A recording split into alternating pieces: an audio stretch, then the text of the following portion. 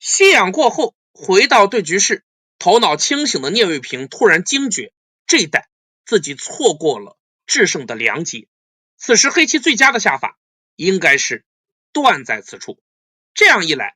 白棋在这一带已经难以两全。现在如果白棋长出，黑棋有迂形弯的好手，而这手棋包括这个断也恰恰是 AI 的一选。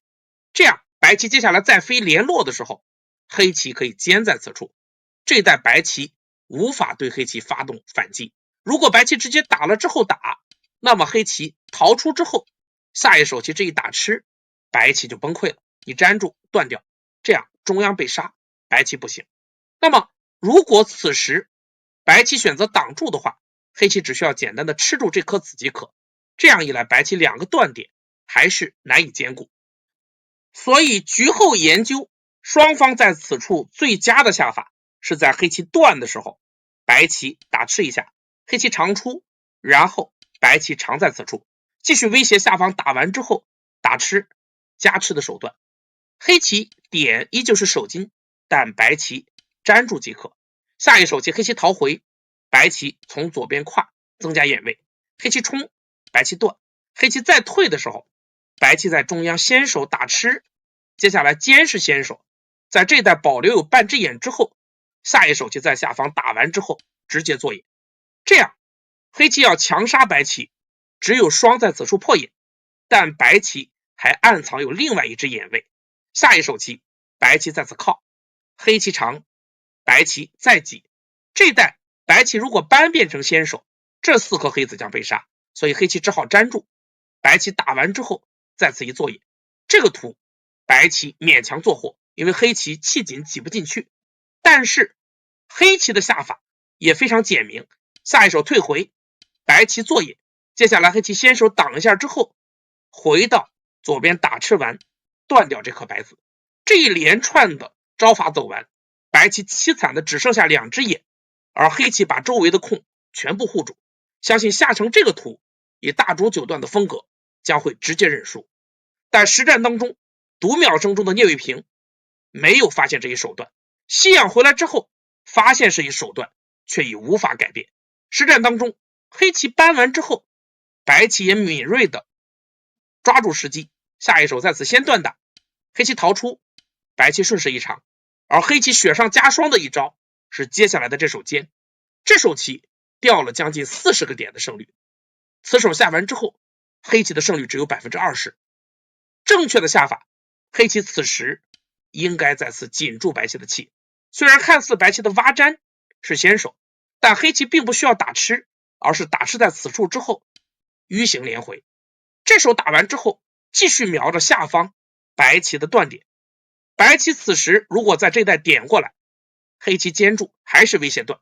白棋再扳的时候，这个地方的断点已然消失。下一手棋黑棋立下，吃住这两颗子，同样收获巨大。这个图黑棋还有 60% 多一点的胜率，而这一带如果白棋断，黑棋切断即可，打吃就粘。白棋要想强杀黑棋的这条大龙，难度是极大的。而实战当中，聂卫平九段看似必然的坚在了这个地方，却让自己陷入了绝境。下一手棋白棋在上方打吃，黑棋挡先手，白棋挤，黑棋粘，接下来白棋补棋，黑棋立下，白棋挡住，接下来黑棋打吃，白棋提，这些都是打将。此时聂卫平意识到自己出了问题，在利用延时判断形势，但是这些下法无疑也浪费了劫财。154手白棋粘住之后，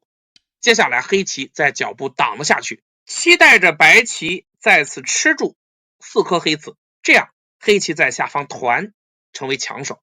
白棋如果救回左边的3颗子，黑棋刺一下之后，就可以在中央直接切断了。下一手棋白棋再打吃，黑棋可以直接在下方打断白棋，白棋粘，黑棋在上方先扳一手，白棋提，黑棋再冲，打吃粘住，这一带再打粘，整体白棋一只眼都没有。这样的结果，白棋大龙岌岌可危，这是黑棋最理想的一个图。当然白棋也不会这样下，在上方一带黑棋团完之后，白棋只有再次补断，但这样黑棋在此简单的一挖，吃住这2颗子，实际上已经有了很大的收获。所以实战当中看到这一点，大竹九段没有在上方马上收气，下一手棋先在中央点了一手，来保护这一带的断点。黑棋靠的时候，白棋再回到上方收气。大竹九段认为白棋的这手扳是先手，时刻瞄着黑棋的这个断点以及这一带吃住黑子的下法，这样这个断点已然消失。但实际上并非如此，此时黑棋还是可以强行的团在此处，白棋挡住，黑棋刺完之后，接下来强行切断。虽然白棋扳看似严厉，但黑棋就简单双助，白棋再吃，黑棋依旧从下方一带打断，整体的白棋还是没有活干净，这是黑棋最严厉的招法。但可惜由于双方时间紧张，在这个地方都没有看到。实战当中双方错进错出，下一手棋黑棋选择了在脚步拐住，这手棋看上去是极大的一手棋，一来彻底的安定这块棋，二来如果能够断吃掉这颗白子，将来还要威胁白棋再次收气，但这手棋错过了机会。此前黑棋团在此处胜率有 48%， 而现在仅剩 20%。 机敏的大竹英雄下一手棋马上回到中央，补住了这个断点，中央的攻防暂时告一段落，而这一带黑棋的毛病却凸显出来。下一手黑棋在此团先手，白棋补住断点，黑棋冲，白棋粘，接下来黑棋刺，这一带黑棋还是在打将。下一手棋挤完之后，黑棋在上方选择了做眼的下法，开始补强自身大龙，白棋接下来粘在了此处。此时是下午5点半，在日本棋院的2楼大厅里，武功正数九段开始了大盘的讲解。不仅大厅里座无虚席，连走廊里也挤满了人，甚至还卖上了挂票，窗子上都趴满了人。武功九段看到这手棋之后，随即指出这是问题手，他的意见是白棋此时应该在右下角2路托，试探黑棋应手。如果黑棋现在强行扳住，白棋可以在脚步扳，黑棋打吃，白棋打，黑棋提吃，白棋虎在上方，黑棋再打，白棋粘住即可，黑棋提，白棋冲下。这样一来，这一带白棋吃住3颗子，收获巨大。而至于下方一带，即使黑棋打吃，白棋打完之后团在此处，然后收气即可。这样的下法，白棋依然掌握着优势，而且局面也在简化。而如果在白棋2路托的时候，黑棋选择在里侧扳忍让的话，白棋可以断继续追究，黑棋如果吃就还原成此前的变化。而如果黑棋在上方打吃，白棋能够先手打到一下，下方一带先手定型，再回到左下粘住，这样一来右下白棋先手便宜，当然满意。而这个图也是 AI 的一选，在这个地方明月也不由得敬佩武功九段收束的时机和强大的官子实力。我们继续回到实战，实战当中白棋或许是在优势意识的驱使之下，简明的粘在了此处，而黑棋则抓住时机在下方飞。虽然胜率上改变不大，但是目差却在缩小。此时形势是黑棋盘面好1到2目。下一手棋白棋在左边抢占大官子，黑棋下方飞也是收官的好手，白棋顶住，黑棋尖，白棋再虎住，黑棋得到先手。下一手棋在左边并了一手，追究这一带白棋联络上的缺陷。由于黑棋的这步挤是先手，白棋粘，下一手棋黑棋一扳，白棋就被断掉，所以实战当中白棋只好补棋，冲完之后团在此处。接下来黑棋在左边2路托， AI 此时的观点是黑棋应该在中央先补一手，护住自身眼位。但聂卫平九段在实战当中考虑过这一点，他所担心的是白棋在左边2路立下，下方一带以后有靠的搜刮手段，而上方还有大飞。原本黑棋目数吃紧，因此实战当中这手棋也是胜负手，强行捞取目数。白棋扳住，黑棋退回，白棋再粘，接下来黑棋在2路夹住补活。白棋下一手终于在中央提吃。此后绵延近百手，决定本局胜负的节争终于爆发了。现在黑棋也面临考验，如果黑棋在下方尖联络，正中白棋下怀，白棋此时有在上方断的好手。这样一来，如果黑棋吃住2颗子，白棋顺势一冲，由于这个打吃皆不归的存在，黑棋只好粘住，白棋再断，这样上方2颗黑子被白棋鲸吞，白棋将一举锁定胜局。而在白棋断的时候，如果黑棋退到此处做野，白棋冲出，黑棋再靠，白棋再冲，黑棋双虽然是先手，但接下来再粘的时候白棋断，这个局部依旧是节争，而这个节对黑棋而言将越变越重。所以实战当中看到这一点，聂卫平9段在白棋提节的时候选择了正面应对。下一手棋，黑棋先靠在上方，补强上方大龙眼位，而白棋也毫不手软，马上在下方切断黑棋退路。接下来黑棋提节，白棋冲找节，这个节双方都有大量的本身节，打起来十分的漫长。下一手白棋提节，黑棋冲，威胁在此冲完之后下方打吃连回6颗子的手段。白棋的这步靠也是局部的好手，这手棋意在引诱黑棋冲，这样白棋顺势一顶。现在黑棋面临艰难选择，这个地方白棋下一手挡下可以吃住下边的4颗黑子，这个结果黑棋无法接受，因为这个节整体而言黑棋较重，白棋较轻，白棋只要通过打节能够便宜目数即可。而如果黑棋强撑，白棋可以直接粘住消节，6颗黑子被鲸吞，这盘棋也结束了。实战当中聂卫平应对的也非常巧妙，黑棋单在2路打，不给白棋借用，白棋粘回，黑棋再提节。下一手白棋2路断也是造节的好手，黑棋长出，白棋提回，接下来黑棋冲，白棋提，黑棋提回。下一手棋白棋在脚步爬，黑棋扳住也是必然应对，白棋再提回，黑棋双是先手，白棋粘，黑棋提节，白棋团，黑棋应住。下一手白棋再提回，黑棋再次冲，这是必应的一手，白棋冲断，黑棋再提，白棋在1路扳，威胁左下黑棋大龙死活，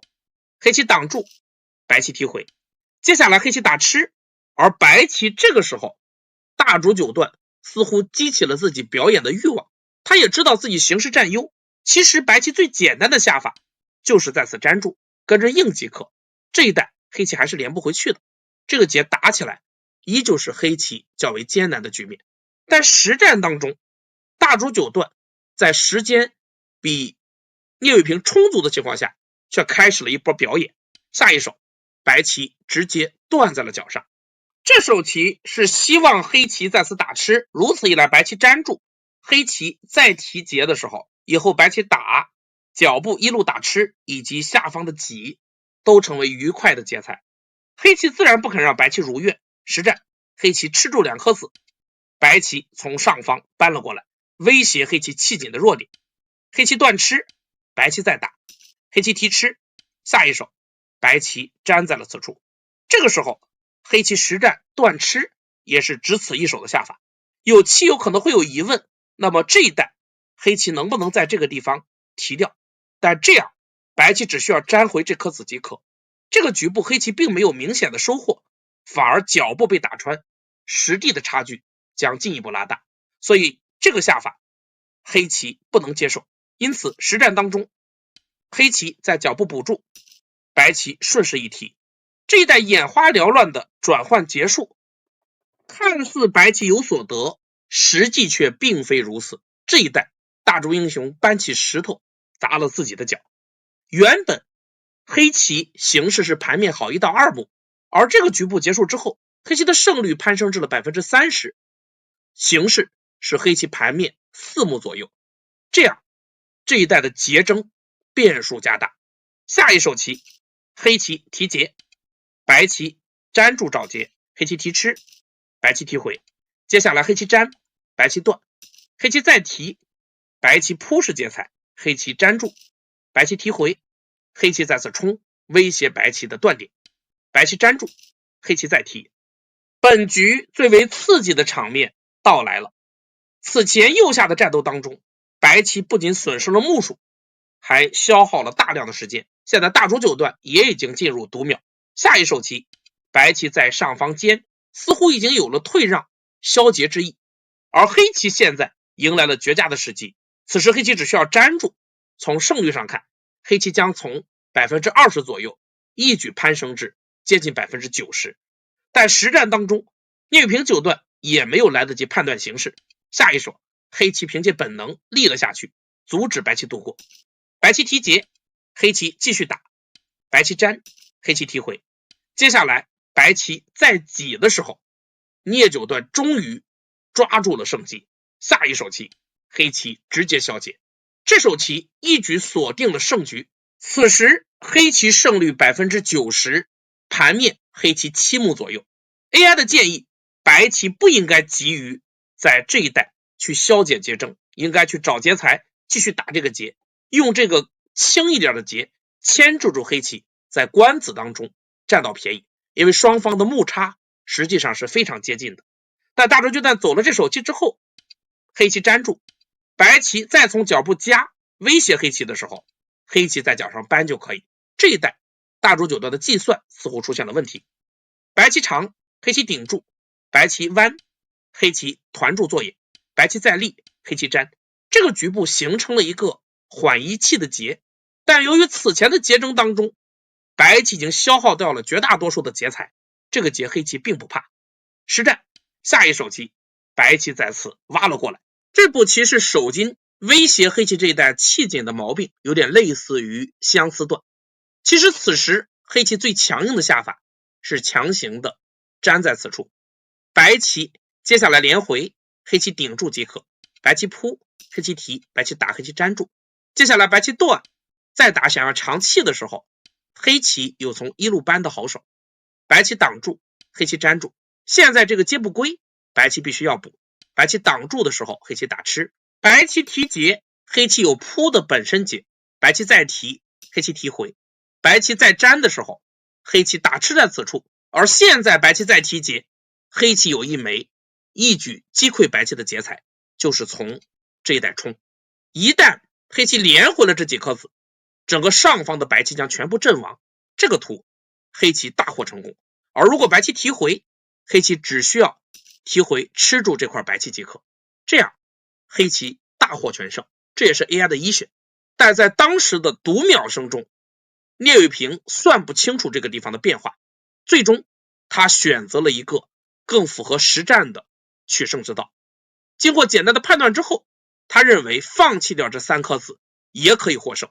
下一手黑棋顶在此处，白棋打吃，黑棋已然不能粘，否则白棋打，黑棋再粘，白棋直接断吃，就将黑棋吃住了。那么实战当中，黑棋不再理会白棋的叫吃，转而从上方跳，搜刮白棋，继续要求这一带白棋收气。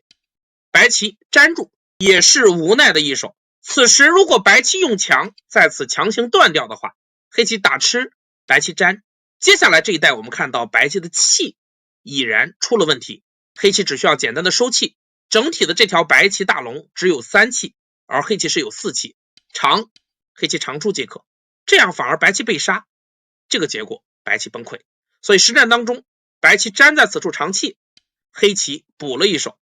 接下来白棋再粘，黑棋收气，白棋收气，黑棋在上方先手断吃掉了这颗子，白棋只好再补。下一手棋黑棋回到左边打吃，白棋提吃必然，黑棋继续从右边收官。这手棋黑棋也错过了一个次序，此时黑棋应该先在左边将这个先手挤掉，但是即使如此，此时黑棋形势依然是 90% 左右，盘面领先7到8目的样子。下一手棋白棋在脚步扳，黑棋提吃，白棋提，黑棋终于还是挤到了这一点。接下来白棋粘住，黑棋再次团，白棋下一手冲，黑棋挡住。大竹九段此时彻底看清了形势，不甘心失败的他引爆了右上的缓气劫做最后一搏。但我们先前也说过，由于此前中央的劫争，白棋消耗了大量的劫财，加之这一带黑棋缓着一口气，这个劫白棋很难打赢。下一手白棋团在此处，黑棋就冷静补活。接下来白棋提，黑棋提吃也是好手，这个地方白棋始终是紧不住黑棋的气，所以实战白棋提吃，黑棋提回，白棋再冲，黑棋粘住。接下来白棋提的时候，黑棋扑，继续紧住白棋气，不给白棋收气的机会。白棋在左上扳，黑棋挡住，白棋粘，黑棋提劫。接下来白棋再尖收官，黑棋直接消掉了这个劫，锁定胜局。以下双方收完了所有的官子，最终聂卫平9段执黑以2目半的优势赢下了本局。本局的过程一波三折，双方都发挥出了极高的水准。此前也和大家分享过，本局双方的吻合度都超过了 70%， 一选率也超过了 50%。 而这盘棋当中，双方虽然有所失误，但这些失误也让我们领略到了后来更为精彩的劫争。本局最后的100多手棋都是在读秒声中进行的，这也难为了记录棋谱的裁判，平时绰绰有余的留作记录打劫的地方已经不够用了。而对局结束之后，对局室内也是相当的热闹，记者们早就等在门口，一听到消息便一拥而入。为参加第3届擂台赛开幕式而来的刘晓光和女先锋杨辉争先恐后的向中国记者讲述着情况，记者的笔飞快的记下了这一振奋人心的消息。杨辉兴奋地说，赶快把消息传回去，让全国人民和我们共同享受这一欢乐。站在一旁的孔祥明却一言不发，他的眼中满含着泪水，他用手擦了一下眼睛，哭着哭着就笑了。接下来的闭幕式晚宴上，气氛也是相当的热烈。